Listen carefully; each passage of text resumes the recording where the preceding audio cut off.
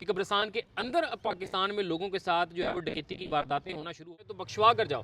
وہ مذاق کرتے رہے علی بھائی معذرت کے ساتھ کہ جو لوگ اس دنیا فانی سے چلے جاتے ہیں ان کے لیے قبر نہیں, ان کو کچھ نہ ہو, مجھ سے وہ جب پیسے لے لے یا کچھ بھی تو میں اس نے اس کو کہا بھی.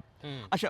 ناظرین, یہ سال جو ہے اس کا اختتام ہے اور آج سے چند روز قبل فیروز والا کے علاقے میں ایک ایسا افسوسناک واقعہ پیش آیا جس سے یقینی طور پر آپ سنیں گے تو آپ بھی حیرت میں مبتلا ہوں گے. ایک میت کی تدفین کی جاتی ہے اور تدفین کے لیے آئے ہوئے تمام تر لوگوں کو جو ہے وہ قبرستان کے اندر عین قبر کے پاس کھڑے ہوئے لوٹ لیا جاتا ہے. یقینی طور پر یہ اپنی نوعیت کا پہلا قصہ ضرور ہے, لیکن آپ کے دل کو خراش ضرور اس سے آئے گی کہ قبرستان کے اندر پاکستان میں لوگوں کے ساتھ جو ہے وہ ڈکیتی کی وارداتیں ہونا شروع ہو گئی ہیں. صرف یہی نہیں, دعائے خیر کرنے والے جو مولوی صاحب تھے ان کو بار بار تقریباً 6 بار جو ہے وہ ڈاکو حضرات یہ کہتے رہے ہیں کہ اب جس کی مغفرت کے لیے آئے ہوئے وہ اس دعائے خیر کرواتے جاؤ, اور تقریباً 6 بار جو ہے وہ مولوی صاحب سے دعائے خیر بھی کروائی جاتی ہے اور کہا جاتا ہے کہ اس کو اگر بخشوانے آئے ہو تو بخشوا کر ہی جاؤ. میرے ساتھ اسد شیخ صاحب موجود ہیں, پروگرام آخر کب تک کے اینکر پرسن ہیں اور بڑا اچھا کرتے ہیں, میرے ساتھ کوریج پر یہ بھی تھے. ان سے اس چیز کے حوالے سے تبادلہ خیال کرتے ہیں کہ بطور انسان یہ کیا سوچتے ہیں کہ اب پاکستان کا المیہ یہ ہے کہ قبرستان کے اندر بھی لوگ محفوظ نہیں, جس کو آخری آرامگاہ کہا جاتا ہے. شیخ صاحب کل ہم اکٹھے تھے, ہم نے سارا جو ہے وہ کور کیا, تو اس بارے میں آپ کی کیا رائے ہے؟ دیکھیں علی بھائی, وہاں پر آپ کو یاد ہوگا ایک کریکٹر تھا اعجاز جج نامی شخص, وہ جو ہے اس نے ایک اپنی سمجھ لیں اپنی مدد آپ کے تحت لوگوں کے ساتھ مل کے جو ہے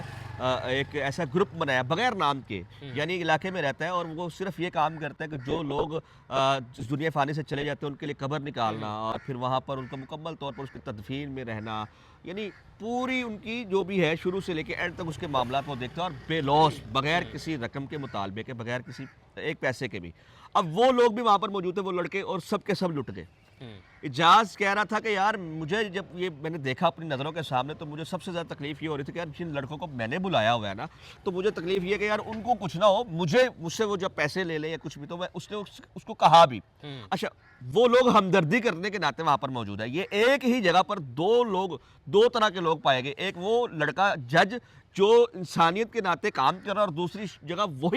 وہ شخص جو ڈکیت ہے, مسلح ڈکیت آیا اور ان کو لوٹ کے لے گیا. اب آپ اندازہ کریں کہ پاکستان میں ایک ہی وقت میں اس طرح کے معاملات بھی ہیں کہ ایک خدا خوفی رکھنے والا وہ بھی وہاں پہ موجود ہے اور ایک خدا کو بھولا ہوا شخص وہ بھی وہاں پر موجود ہے. اگر تاثر پایا جائے کہ جو لوگ مسلمان ہیں, جو ڈکیت حضرات, اوبیسلی وہ بھی مسلمان ہی ہوں گے چونکہ جو بار بار ان کو پتہ ہے کہ دعائیں خیر ہو رہی ہے, اور مولوی صاحب کو بار بار وہ کہتے ہیں تقریباً 6 بار, چونکہ مولوی صاحب سے آپ نے بھی بات کی, میں نے بھی بات کی, تو انہوں نے کہا کہ مجھے 6 بار جو ہے نا انہوں نے کہا ہے کہ جی دعائیں خیر ایک کے بعد ایک, ایک کے بعد ایک, پھر کہتے رہے کہ اس کو بخشوانے آئے تو بخشوا کر جاؤ.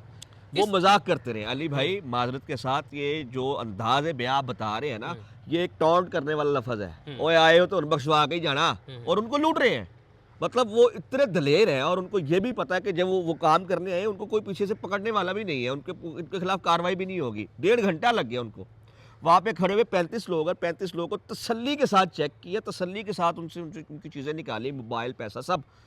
اور اندازہ کرے وہ قاری صاحب کو جاتے ہوئے ہاتھ چوم رہا, کہہ رہے کہ بھائی جان اتنے برکت والے پیسے لے کے جا رہے ہیں. تو یہ کون لوگ ہیں یار؟ ایک ہی جگہ پہ میں نے مثال جج کی اس لیے دی اس لڑکے اعجاز کی کہ وہ خوف خدا رکھتے ہوئے وہاں پر موجود ہے, اور ایک خوف خدا کیا خدا کو بھولا ہوا شخص ہے جو اپنے گروپ کے ساتھ آتا ہے. حالانکہ سوچنا ان کو بھی چاہیے کہ یہ آخری آرامگاہ ہے, ہم نے بھی اسی جگہ پر آنا ہے, ہماری بھی آخری آرامگاہ یہی ہوگی. مجھے لگتا ہے یہ آخری آرامگاہ پر نہ کہ آخری حرامدہ آیا تھا. مطلب آپ اندازہ کریں کہ یہ حرام زدگی ہے نا, قبرستان میں کھڑے ہوئے لوٹ کے لے گئے یار. آپ اندازہ کرو اس سے زیادہ حرام زدگی کیا ہوگی. پاکستان کے لوگوں کا یہ المیہ ہے کہ شاید لوگوں کے پاس کچھ ہے ہی نہیں, اب قبرستان بھی محفوظ نہ رہا. بس اللہ خیر کرے. اب سے پہلے ہم یہ سنتے تھے کہ قبروں سے میت کو نکال کر ان کے ساتھ زیادتی کی جاتی تھی, اب جو ہے وہ یہ بھی ٹرینڈ شروع ہو گیا. اللہ خیر کرے. یقینی طور پر جتنا یہ ہم دونوں کے لیے شاکنگ نیوز ہے, ایسے ہی یقینی طور پر آپ لوگوں کو بھی یہ حیرت میں مبتلا کرنے کی چیز ہے کہ قبرستان بھی پاکستان کے محفوظ نہ رہے ہیں. کہ اگر آپ اپنے کسی عزیز اقارب, کسی بھائی باپ رشتہ دار کی تدفین کے لیے جاتے ہیں تو یقینی طور پر آپ کو یہ چیز سوچ سمجھ کے جانا پڑے گی کہ شاید کوئی ایسا جو ہے وہ غیر نسلی طور کا جو ڈکیت, چور, ڈاکو جو ہے وہ وہاں پہ بیٹھا ہوگا, جو ہمارے ہی انتظار میں ہوگا کہ آپ لوگ آئیں, اپنی میت کو تدفین جیسے ہی آپ لوگ کروائیں, دعائیں خیر چل رہی ہو اور آپ لوگوں کو لوٹ لیا جائے. یقینی طور پر یہ پیغام بہت سے لوگوں کے لیے. اسی کے ساتھ اپنے میزبان کو اجازت دیجیے. اللہ نے